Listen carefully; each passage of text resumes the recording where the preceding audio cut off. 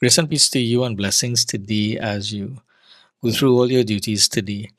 In Matthew chapter 11, Jesus had a conversation with the disciples of John the Baptist. John had sent his disciples to ask Jesus if he was the Messiah or if they were to look for someone else.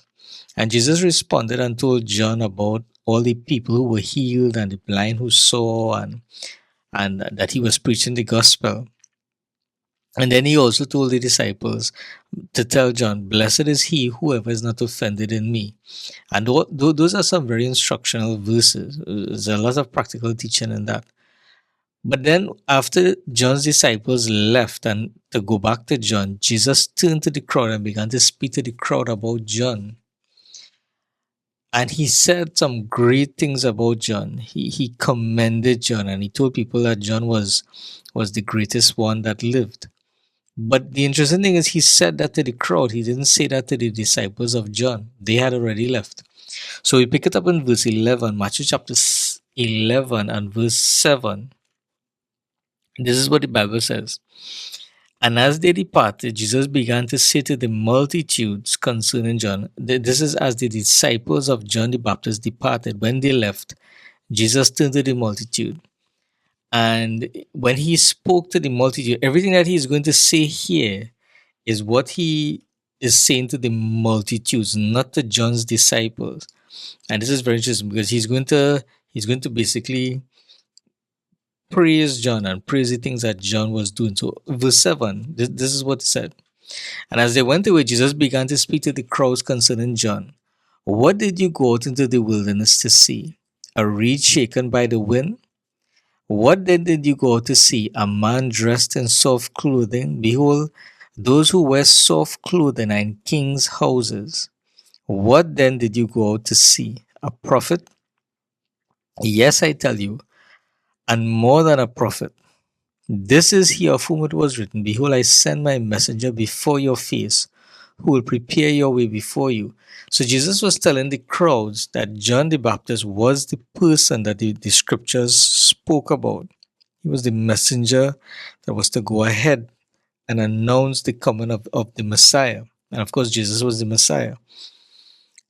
In other words, in this whole conversation here, Jesus was telling the people, this is a great man because this is the person who the Bible spoke about. He is the Elijah that is going to come. He is the one who's going to announce the Christ. And so he's a great man.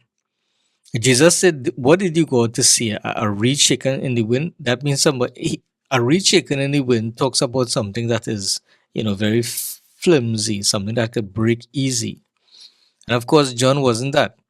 And then he said, what did you go to see? A man dressed in soft clothing. In other words, somebody who is, in high society, as you would say, wealthy and want to rip you off of your money.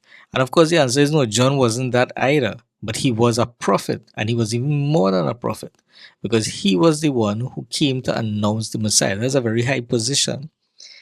And again, what is interesting here is that Jesus didn't say that to John's disciples.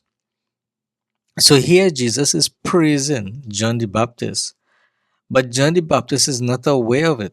John at this time is in prison, and he will very soon be beheaded. He will die. But he didn't know how high Jesus thought of him. John didn't know the value that he had. He didn't hear it from the mouth of Jesus. Imagine you had John had his whole life's ministry doing what he believes God called him to do. And here is the Son of God, God Himself in flesh, the person he was working for all the time. And yet this person didn't tell him directly what he thought of John. Jesus told the crowd, but he didn't tell John. And it goes on even more. In verse 11, truly, this is what Jesus said, truly I say to you, among those born of woman, there has arisen no one greater than John the Baptist. Now that's an amazing thing. Jesus is telling the crowd there's nobody greater than John. This man is more than a prophet. He's not just a prophet. I mean, he's bigger than that. He's more than that. And the question we need to ask ourselves is, why didn't Jesus tell John that? He is speaking about John. John is in prison. John just sent his disciples to ask Jesus a question. And yet Jesus didn't tell the disciples all these things about John. Because, I mean, in prison, if John had heard these statements about himself, if John had heard that this is the way God is thinking about him, this is the way Jesus saw him, this is how valuable he is, that would have lifted his spirit in prison. That would have given him motivation. That would have encouraged him. Regardless of may have happened later on, that would have encouraged him. But yet Jesus didn't say that to him.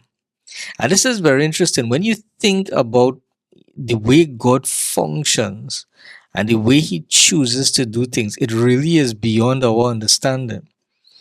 So it goes on to say in verse 12, from the days of, in verse 11, truly I say to you, those born of woman, of those born of woman, there has arisen no one greater than John the Baptist. Yet the one who is least in the kingdom of heaven is greater than he, because John is the one who was introducing Jesus, and Jesus will bring the kingdom. And then he goes on to say in verse 13, for all the prophets and the law prophesied until John, and if you are willing to accept it, he is Elijah who is to come. He who has ears to hear, let him hear. That last phrase, he who has ears to hear, let him hear, implies that Jesus was given a very big truth about John the Baptist. He was revealing something, and not everybody was able to accept that.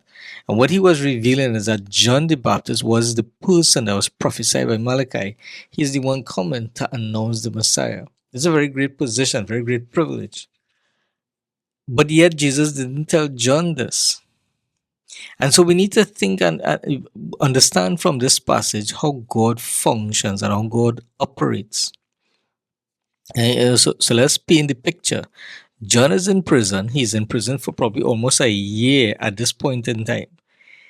He was the one who introduced Jesus. Jesus began his ministry. John went into prison. About 1 year after John is still in prison, Jesus didn't take him out of prison. He didn't deliver him. Jesus didn't deliver Israel from Rome. Rome was still in power. So basically, nothing changed after 1 year of John being in prison. And so now he's questioning himself. Did I make a mistake? Did I introduce this man as the Lamb of God, as the one to come and deliver? But he really is not. John wasn't too sure. John is discouraged. John is in prison, and he wants to get some assurance. He sends his disciples to Jesus. Jesus didn't answer him directly. Jesus did answer his question, but he answered the question indirectly. And then the disciples left. When the disciples left, then Jesus began to say to the multitudes how great a man John is. When you put that all together, you begin to ask yourself, why does God function like that? Why does God not speak and say certain things to you when you are in your pain, when you are in your discouragement, when you are in your difficult times? Why is it that it seems as if God doesn't say what you would like him to say? He may talk, he may say things, but he doesn't say what you think you need. Sometimes he doesn't even talk at all. Sometimes it's very quiet. There's no response from him. There's no prophetic word. He doesn't talk to you directly. He's quiet. And when he does talk, it seems that he says things that you're not really looking for. You want answers and you're not getting answers. You want directions and you're not given directions. You want him to say things and he's not. And then there are things that he could say to you to encourage you, but he just doesn't. And sometimes we need to understand God, the ways in which God functions at times are very, very difficult for us to understand. And sometimes it is impossible. Because remember, he said his ways are not our ways, and his thoughts are not our thoughts. It is higher than ours, just like the heaven is higher than the earth. There are things about God we may never understand, and there are answers to questions we may never get. There are reasons for which God operates the way he does, but we may never know those reasons because he is God. Some things we do know because he has explained them. Like, for example, in the case with John the Baptist, John was the one to usher Jesus. He wasn't the one to be there while Jesus was functioning. So his time came, and then his time ended. And so Jesus had to let John go, as difficult as that is. And therefore, in John's case, it was a matter of timing, it was a matter of season. In your case, it might be different. It might be timing, it might be season, it might be all kinds of different things. There's so many different reasons why God does what he does or doesn't do what you would like him to. In all of these things, as in John's case, Jesus told John, "Blessed is he whoever is not offended in me." What we need to do is to keep ourselves from being angry towards God and questioning God and and basically accusing God of being unfaithful and a wicked, cruel God. These are challenging times when we don't get answers that we want. And when God knows that we are in pain and the pain goes on long, but it seems as if He's not delivering us. The challenge in all of that is don't be offended with God. Don't get angry, don't question him, don't just decide to walk away. He says, "Blessed is the person who is not angry, who is not offended in me." And the way that we keep ourselves from being offended with God in cases like that is by reminding ourselves of what he did in the past for us and reminding ourselves of the promises in his word. What he promised us in his written word. Keep our minds on those things. That will help us. Because it is easy to get angry with God and offended when he doesn't act, especially when things go on long and long and long. But we need to keep ourselves from that. To remind ourselves of what he did before and remind ourselves of the promises in his word. Jesus says you are blessed when you choose to operate like that. And so I want to encourage us. God, he is God, and we may never understand some things about him because he's God. There are things that we are not meant to understand. But what we need to do is to keep our confidence in him and our trust in him and not be offended by him.